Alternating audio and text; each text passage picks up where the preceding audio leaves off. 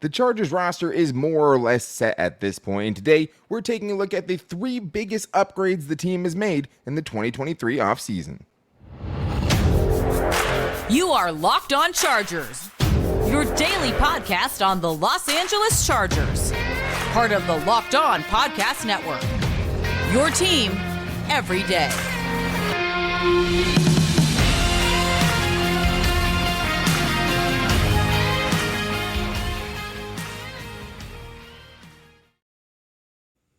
What is up, and welcome into the Locked On Chargers podcast. I'm your host, Daniel Wade, joined as always by my co-host, David Drogemeyer. We've been covering the Chargers together now for 7 seasons, but this is our 5th season as a host of the Locked On Chargers podcast, bringing you your team every day. Thank you guys so much for making us your first listen today, and to make sure you never miss the show, go subscribe or follow for free on YouTube and listen wherever you get your podcast. David, what are we talking about today?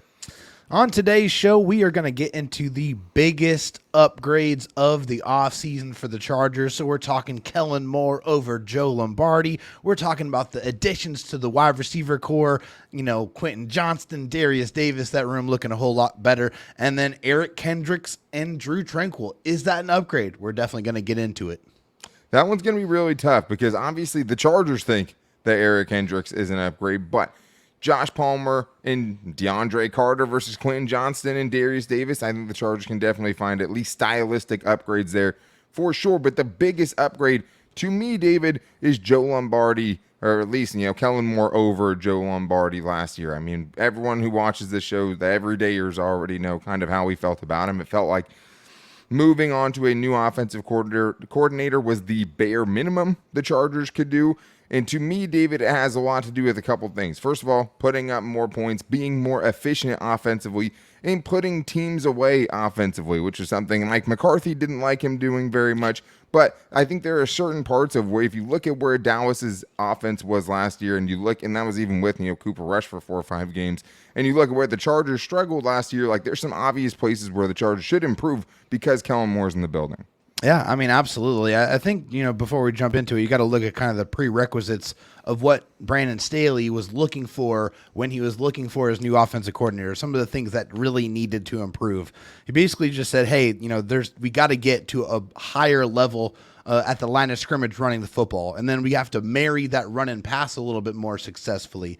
And then they got to create more explosions on early downs. Those are some things that we just didn't see enough for the Chargers last year. So that's why it was very, very important for the Chargers to find the right guy to be able to unlock those things and get this offense where we know that it can possibly get to. Yeah, and Daniel Popper had a great article about that where he laid that out and how now with Kellen Moore, the Chargers maybe can hit some of those ideals that Brandon Staley set in place when he first took over the job, right? I mean, there's a lot of big things you want to say, and it's always build the offense around Justin Herbert, be more explosive.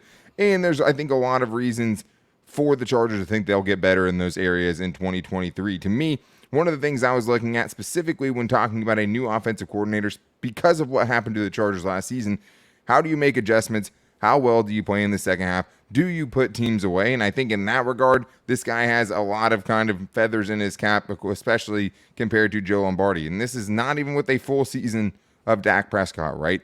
Third quarter points. The Chargers went half a season without scoring in the third quarter, or a touchdown in the third quarter for even longer. I know that everydayers remember about 8 games last season where we were just wondering if they were going to score a touchdown in the third quarter. Yeah, it was a key to success many, many weeks offensively. Will the Chargers finally score in the third quarter? And just in the second half in general, right? Third quarter points, Dallas was 5th last year. You'll take that. Chargers were 29th. Somehow there were 3 teams worse than the Chargers in the third quarter, which might be the surprise stat of today's show. Fourth quarter points, Dallas 7.7, which was 5th. Chargers 25th at 5.1. But second half points put together, Dallas Cowboys first last season, 13.8, putting teams away. The Chargers in the second half last year, 8 points per game, which ranked 28th in the NFL. I want to see a guy who's going to put teams away. When you only score 3 points in a game, you're up 20 at halftime in the playoffs, and you only score 3 in that second half to lose that game. That was one of my main focuses and one of my main things on my wish list. Kellen Moore is going to bring that. Yeah, I mean, Kellen Moore basically said, as you mentioned, he basically said, hey, Mike McCarthy did not want me to put teams away. He did not want me to run the score up on guys. He wanted us to slow down the game, kind of take the air out of it, kind of drain the clock and do some of those things, when he wanted to put his foot on their throats, put that pedal to the metal and really run up the score and put this thing out of reach. Yeah. That's what I want. I mean, after just being so uncomfortable with leads throughout the last couple of years, where you just had that feeling, that scary thought in the back of your mind, where you know that no lead was safe because the Chargers were going to cough it up. They were going to get you in that situation where you feel like, it's not just philosophy either, David, right? Again. No. It's adjustments. Like that's Yes. the other thing that this shows. Like philosophy and wanting to go for the kill, for lack of a better term. Like, Right. that's something you need, but you also have to be able to make adjustments to how other teams are going to play you. Like Joe Lombardi kept getting figured out in the second half, and it kept leading to the Chargers losing a lot more games than they should have. That feels like it's better, but I think there's just more efficient places they can go to, David. In the red zone being one of those places, because the Cowboys have been one of the best red zone teams in the NFL, and the Chargers seem to have a lot of weapons that would be very useful down there. Quite literally the best. Last year, they were the number 1 team in the NFL in red zone touchdown scoring percentage of over 71% of the time. They were scoring touchdowns in the red zone. That is phenomenal. And it's made even better when you look at the Chargers number, which is 18th, and it was a TD only 54.5% of the time, which is a crazy difference. Stark difference, just a major, major difference. And another thing that we know we need to see more of, Daniel, is a major improvement in the running game. And the Chargers being able to put teams away, being able to run the football, to be able to impose their will. Last year, the Dallas Cowboys ranked over the course of his last 4 seasons as offensive coordinator, Kellen Moore, his running game, according to True Media, which is from Daniel Popper's article, they ranked 7th in the NFL, 7th overall. And the Chargers, they ranked 16th in EPA per play for designed rush last season. So it's just a stark, stark difference there. You need to be able to run the football better, and the Chargers made a move with Kellen Moore in mind, trying to improve that next season. And one of the more interesting things from that article to me, David, was the Cowboys last year faced 7 or more in the box on only 155 snaps, which was 5th least in the NFL, right? And the Chargers continue to have boxes stacked against them, and I think being able to go up against more light box in the running game is going to help. Running more in general. The Cowboys ran the 7th most times last season total, just raw numbers. 9th in percentage. The Chargers, 28th total attempts, 31st in rush percentage. Like, you need to take some off Justin Herbert's play, Dave. That's just not good enough balance. No, it's not. You have to be able to run the ball even when they know you are going to run the ball at them. You have to be able to impose your will, and you have to be able to find success doing that. And I think, we saw earlier on in the offseason where Brett Coleman made a great video on thechargers.com about Kellen Moore and his philosophies on running the football and being able to run at teams even when they know that, even when they're expecting it, and still finding success. That's what the Chargers need to be able to do. They have to have that identity. They got to have that nastiness and that ability to just step on the other team and run them completely over. Yeah, absolutely. And I think the other big thing you're hoping for is just an improved level of aggressiveness. I mean, that's one thing that you could definitely always tell with the Chargers. They just didn't feel very explosive under Joe Lombardi. It felt like there was just too many times where the Chargers offense got too stagnant, and they weren't even willing to test the intermediate, 15 to 20 yard part of the field, let alone beyond that. And that just seemed like it was one of the major problems. One of the things that Daniel Popper said led to all of those light boxes, and Ted Nguyen, who was also part of that great article as well, and they have some film on there too, was just because of the vertical threats that Kellen Moore is going to provide and the way he kind of sets things up offensively, you're going to get more light boxes because people have to respect the deep routes in the intermediate, the 15 to 20 yard routes. And I mean, Dak Prescott's average depth of target, it's not the end all be all, right? It was 8.7 last year. Justin Herbert's was 7 as far as how deep they are targeting players down the field. So inherently, I think the Chargers will be more aggressive. Yeah. Kellen Moore has some things to work on. There are some, doubts about his offense. He's another guy who runs a lot of curls, just like Joe Lombardi used to run stick, right? But I think if you're talking about upgrades, I think it's just two different levels of kind of offensive minds here and two different levels of scheme. I'm very, very excited to see the Kellen Moore offense with Justin Herbert in it. But one of the things that's going to help him is a couple of new weapons the Chargers added offensively in the draft, and with not a big pool of free agents to choose from, obviously with a limited cap situation, the Chargers added their weapons in the draft. Quentin Johnston over Josh Palmer, Derius Davis over DeAndre Carter. How big of upgrades can those be for the Chargers in 2023? We're going to get into that coming up right after this. But first, I do need to tell you guys that you need to make a fast break to FanDuel now during the NBA playoffs, because right now, new customers can get a no-sweat first bet up to $1,000.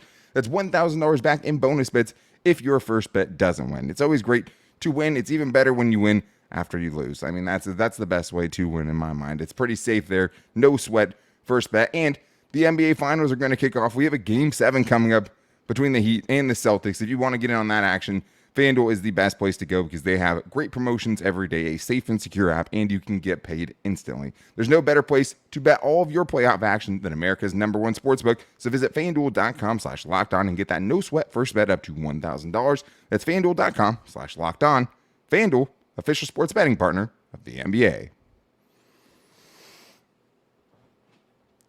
All right, David, we're talking the biggest upgrades of the Chargers offseason, and there wasn't a ton to talk about because there was a very limited pool of just additions to this team. The Chargers are keeping most of their nucleus together for this one, and we appreciate you guys, even on a Memorial Day, right, and make sure that you definitely know what that is, David, and I know you're someone that means something more special to you as a serviceman, so I think this day needs to be held in proper regard. We missed the show last week, so we wanted to talk about, come on today and give you guys a full week of shows, but doesn't mean we shouldn't have the full reverence of kind of what this day stands for. Yeah. As opposed to Veterans Day, which is for people who have actively served, Memorial Day is for those brothers and sisters that we lost in combat, that gave the ultimate sacrifice for their country.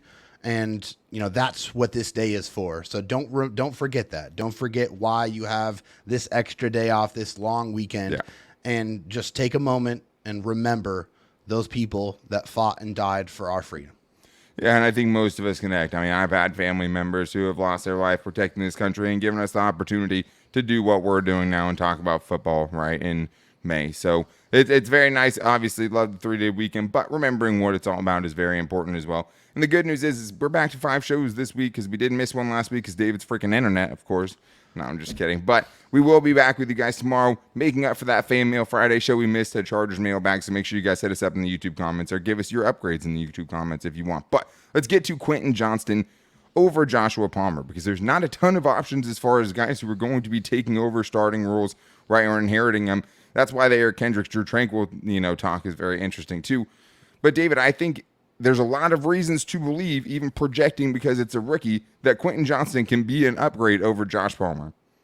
Yeah, I mean, I think you just look at what the skill sets are just first and foremost of these two players. And I think Josh Palmer is a solid wide receiver in this league. And I feel like he was thrust into that kind of #1 wide receiver spot a lot last year. And sometimes he performed and sometimes he didn't. And I think the numbers reflect that. He had a lot of opportunities, over 107 targets.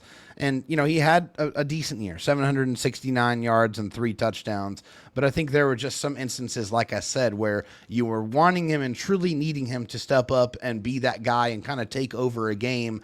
And I don't think we ever really saw that with Josh Palmer. He's a guy that's very technical. He runs good routes. I think he has pretty strong hands. I think he's a pretty physical receiver. He doesn't get the most separation in the world. And then you introduce Quentin Johnston to the table here, Daniel, and what he brings to the table. And he's got the height, he's got the catch radius, he's got some pretty good speed. But one thing that is very clear that separates these two players is their ability to create with the ball in their hands. That's what Quentin Johnston brings to the table right away, and I think that is why you have to be very excited about the prospects of what he can do with this Chargers offense.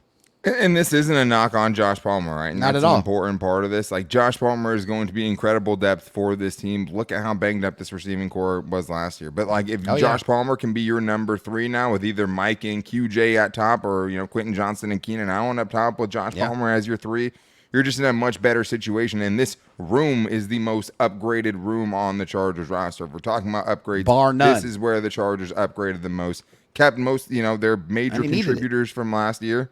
Absolutely needed it. It was necessary. But what did they need most, David? What did Brandon Staley say he wanted? He wanted explosiveness. And if you're talking about an upgrade, this dude has explosiveness that is an upgrade over every Chargers receiver, by far, right? Head and shoulders above. Josh Palmer last year ranked 78th in yards after the catch per catch last year at 3.5 yards of any receiver who had 25 targets at least last season. Keenan Allen ranked 61st, which was better. I mean, if you're even Keenan Allen's still out here doing it. Mike Williams was 26th, right, at 5.1, which is actually pretty good. That's pretty good. That's pretty good. Quentin Johnston was the best dude in the country at this. It's by him far. And by Zay Flowers, and those are the two dudes as far as guys who can create with the ball in their hands. It wasn't 8.9 yards per reception. My goodness. I think it was over 20 missed forced tackles as well. So then that's pretty nuts, I would say. It's insane. I mean, that's what you have to look forward to. I mean, as a Charger fan, you got to be super excited because you know what the recipe is against Justin Herbert. They're going to try to put those two deep safeties and try to take away those plays, and they're going to continue to try to do that until they get burned underneath. And that is why the importance of this pick for Quentin Johnston was so high, because that's what he does. Well, and I think it's a stylistic improvement more than anything else, right? He just brings something different. Josh Palmer, more of a replacement for a Keenan Allen or a Mike 100%. Williams to me. Very sure-handed, right? You never worry about that. 4.5% drop percentage in his career. Had 72 catches when the Chargers needed him last year for almost 800 yards. So, performed very admirably. But if he gets bumped down, how much deeper does your room get, right? Yeah. So I think if you're talking about explosiveness, you talked about, over 24 missed tackles last year from Quentin Johnston. Josh Palmer forced 5 missed tackles last year on 72 catches.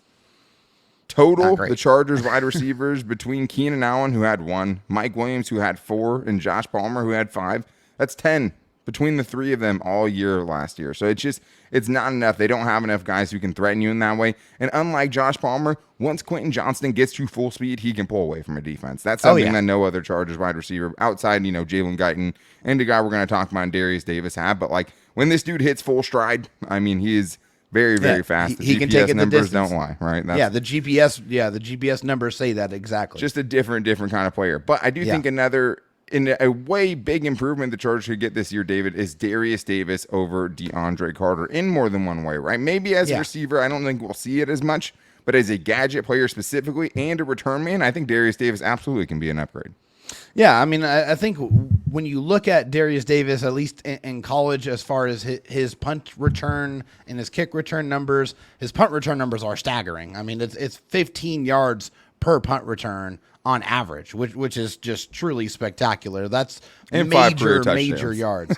Yeah. Oh, yeah. And by the way, the 5 return touchdowns that he brings to the table too, which is nasty. I mean, that's the thing is when you can get those hidden yards on special teams, when you can give yourself that, you can flip the field and give yourself that 5 to 10 yard cushion, that could be the difference between a drive ending in a touchdown and then a drive stalling out. I mean, it's so huge. And then, anytime there's a huge special teams play, that's something that can completely change the momentum of a football game. It really gets you hyped. It changes the energy in the building. Everyone loves it. It gets the players going. Those are huge, huge moments. But also on offense, I think for Derius Davis, those gadget plays are going to look like they're supposed to look when you are giving the football to a guy, and no disrespect to DeAndre Carter, but you're giving the football to a guy who has legit speed, 4.3 speed, a guy that can and will run away from you. I think those are the type of plays that you're expecting when you do those gadget kind of plays. You want to get those big rip explosive football touches. That's what Derius Davis hopefully is going to be put in the position to do for you. Fastest wide receiver in the draft, right? Period. Even though I don't expect him to ever get the wide receiver target share that DeAndre Carter got last year because of all the injuries. In that gadget role, I think he's absolutely an upgrade just because he's a threat to take it to the house, which is what you want, right? You want a safe play, something where you can hand it off or throw it out quickly, almost no chance of a turnover. Right. But that safe play can turn into a house call, right? Quentin Johnston and Derius Davis both bring that kind of in certain ways. But I think as a gadget player, not as a full-blown receiver, Derius Davis is an upgrade there. And I think the other thing is, too, is DeAndre Carter was not a good kick returner. No. Derius Davis checkered in college, right? In 2021, averaged almost 30 yards per return and took one back to the house, right? He does have that in his career. DeAndre Carter didn't come into the league with those, anywhere near those kind of return numbers. He played for Sacramento State in his last year, had 17 offensive touchdowns. So just very different kind of player in college. Right. He was like the guy there. But this is what this guy did. This is what Derius Davis' specialty was when he was in college, was to be a return man.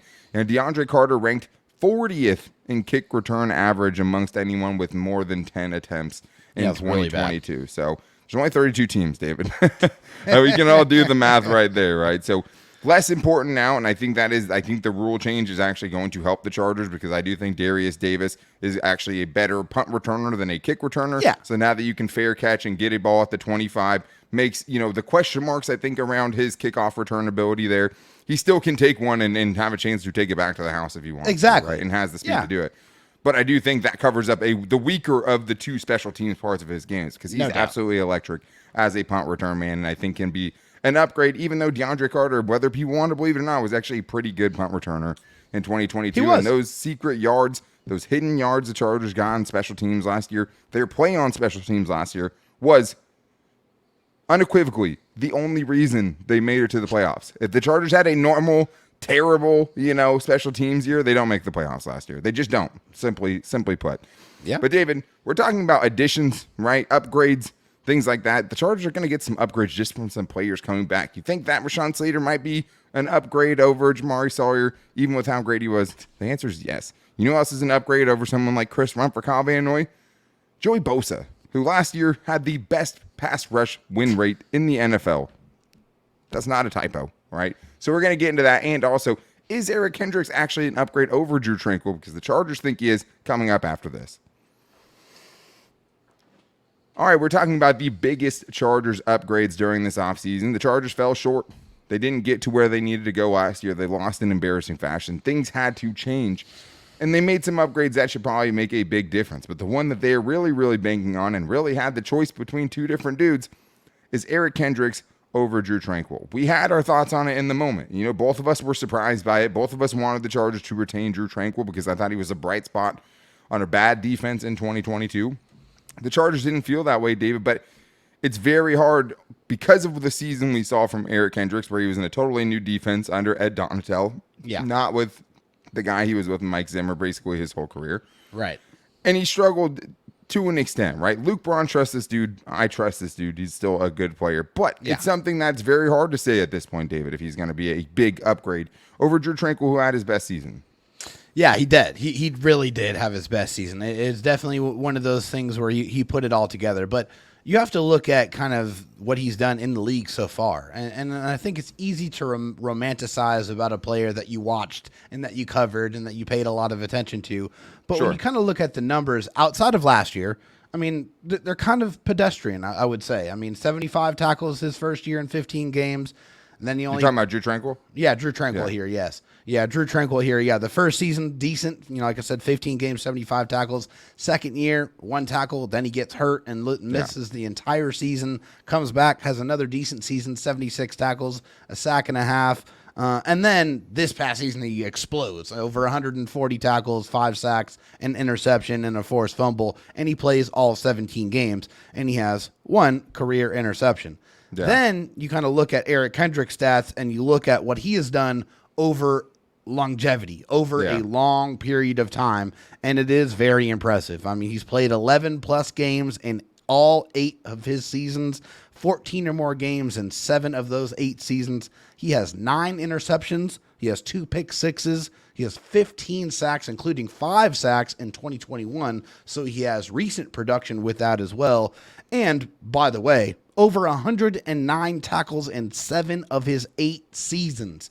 Yeah. So he's just a model of consistency. Like, this is a player that very sure tackler, too. Very sure tackler, very low missed tackle percentage, very smart player, understands the defense, flourished in the defense that Brandon Staley is going to be running. The leadership aspects that he brings to the table, the production over time, it's very real. And I think that's why I think it's kind of changed my mind on this conversation on whether Eric Kendricks is an upgrade over Drue Tranquill. And I think after looking at all the facts, I'm going to say he is. I think the hard thing about it, David, is how we're going to have to kind of dissect this, or kind of how we parse the information that we end up getting after we see it, is just how much better he's going to make the players around him, which is such a hard thing to quantify, right? And that's what I think is the most. Every player you've heard asked about Eric Kendricks, and what they say is this: to have a player like that in the middle of this defense, and it's always said like that. Yeah. This is the dude in the center of everything. This is the dude that's going to be your green dot, getting everyone lined up, setting up run fits, which we learned from Brayton Fehoko and how important those are, the everydayers know.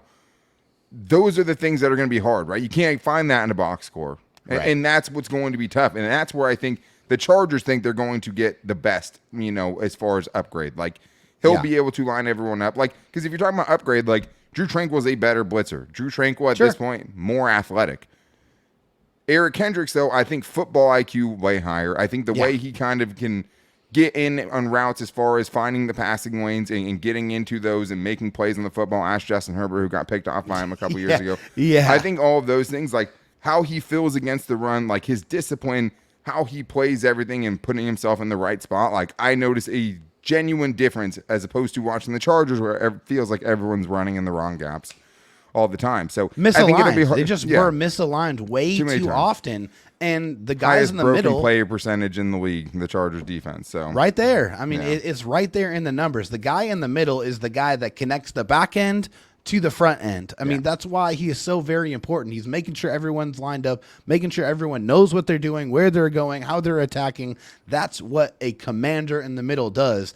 And that's exactly what Eric Kendricks is. He is a guy that's very cerebral, very intelligent. You see it when you watch him play football, and I think that's what gets you excited about what he's going to do for this defense, which they need it. Like, they really need somebody who is going to be able to make a difference against the run, and I feel like he is one of the guys that's going to help with that a lot. Yeah, and the insider scoop from Locked On Vikings was this. I mean, just, the coaching matters. Who his coach is matters. He had 1 year under Ed Donatel last year, and he was asking him to do things that did not play to his strengths. At least that's, Luke Braun was saying, like, hey, he was asked to do all these things. If you ask him to do all these things, he still absolutely has it. And the Vikings were sad that they lost him. They didn't lose him because of his play. They lost him because they set themselves up in a terrible cap situation, right? Yeah, they did. That's what happened there, which is, why they're losing Adam Thielens and Dalvin Cooks and all the rest of the players that they've lost so far. So I don't think that's on him or an indictment on him in any ways. I think he still has game, but we have to wait and see as far as what. Let's see what version we're getting this year, right? Until we have the ultimate judgment. There's a couple of things, David, a couple of guys I think that we have no doubt about, though, being upgrades. And I'm looking at Rashawn Slater over Jamari Sawyer, for even as good as he is, and we'll always acknowledge that because Jamari Sawyer was a hero last year. And then Joey Bosa over the combination of Kyle Van Noy and Chris Rumph. These are two spots, David, where it's hard to imagine moderate health upgrades, moderate health luck, you get a little bit better in that regard, that these aren't going to be two gigantic upgrades the Chargers have going into 2023. Yeah, I mean, it's just massive on both sides of your lines, right? Of the spine of your football team. You're bringing back an all-pro. I mean, that's just it's quite simple. Was one guy in football the year that he played last season, not this season, the season before last. Season, sure. That was better than Rashawn Slater was at left tackle. I mean, it's just that point-blank period. He's a menace. He's a phenomenal technician, a great smart football player, a road grader in run when he's blocking for run blocking, and you already know what he does as a pass protector. He really just brings that sense of calm and peace for Justin Herbert, and knowing that he's got one side completely locked down. And then Joey Bosa is, I mean, we've said it a million times. If he's healthy, he is a true and complete difference maker. And from everything that we are hearing from him, and it seems genuine, this year he actually is healthy and was able to train and be able to run the way he needs to be able to be in the type of shape, to be the type of player we know he can be. So it's all about him being on the field. If Joey gives us 14 to 15 games this season, I think you're going to look back and see some staggering stats, especially if he's able to be on the field with Khalil Mack at the same time, because we saw a small glimpse of that in the beginning, and man, did that look good. So hopefully it was great. They can multiply that over the course of a whole season, which of course is what the Chargers are hoping for when they brought him back. It's the golden question, obviously. But so just to put some numbers to that, I mean, Rashawn Slater in 2021, 752 pass blocking snaps, only 26 pressures allowed, Jamari Sawyer last year, 669, right? So about 80 less in this one. 46 pressures on 80 less pass blocking snaps. Jamari Sawyer was great. Rashawn Slater is just on a different level. Like, all pro is insanely hard to get to. Two dudes get it at your position, right? Like, two. And Eric Kendricks, former all pro. And that's why it's like, can you bet against this dude? Because, I mean, Drue Tranquill was a lot of things. He was never an all pro or sniffed it, right? Or considered a top 10 linebacker in the league. This dude was up there, considered with the best of them. Joey Bosa over Kyle Van Noy and Chris Rump. PFF had Joey Bosa's win percentage in 2022 as far as how often he is beating the offensive lineman in front of him in a pass rushing situation. 28.4% of the time. Second place in the NFL was at 28%. Even in those 5 games, even being banged up for some of those, not playing in all of them, that was his pressure or his win percentage. His pressure percentage was at 16.3%. Kyle Van Noy, last season, 32 pressures on 330 snaps, 9.7% of the time he was getting home, affecting the quarterback and getting pressure. Chris Rump actually had, David, a better pass rush pressure percentage than Kyle Van Noy did. He was over 10%. 16% is in a different world. That's a different level. When this dude was getting after the quarterback, he was affecting the play, and also he's just a much better run defender than both of those guys. Chris Rump, we hope he improves, right? He came on the show. He was good to us. We root for him for sure. Yeah. He was one of the worst run defenders in the NFL last year, statistically, right? As far as run stop percentage, average depth of tackle, missed tackles. Chris Rump missed 50% of his tackles in 2022. That's a hard pill to swallow there. And it makes sense, you know. It's like Kyle Van Noy missed 8% of his tackles last year and ended up with 5 sacks. Right. Chris Rump probably could have had 5 sacks last year. He had a lot of missed opportunities. It was the same thing we saw in college for him. It was tackles are important. Yes, he got close. He just couldn't finish the job. So, definitely need to see that from him. But so it's just a massive upgrade. Joey Bosa is a difference maker. He is a dominant force. If he is on the field, you will be a better defense, period. You'll feel him. I mean, he just, and career missed tackle percentage, Joey Bosa around 13.5%. And, when you're bending around off 6'8" offensive tackles, like that's a very tough place to make tackles a lot of times. Right. Kyle Van Noy right around 13%, right? That's not terrible, either one of those guys. Chris Rump's at 30%. Limited opportunities his first 2 seasons, but missed over half his tackles last year. It just has to be better. And that's, will Tuli Tuipulotu be an upgrade over Chris Rump, right? Or that next edge rusher, that rotational guy. So many different things. And there's so many other upgrades, Will Scott Matlock be an upgrade over Morgan Fox's backup last year, right? Or just any of those rotational guys that never really helped much in the pass rush. Yeah. There's a lot of things where the Chargers could find upgrades. These guys we talked about today, very hard to imagine they're not big upgrades. And if for a 10-17 that had the injury like the Chargers did last year, those guys can be upgrades.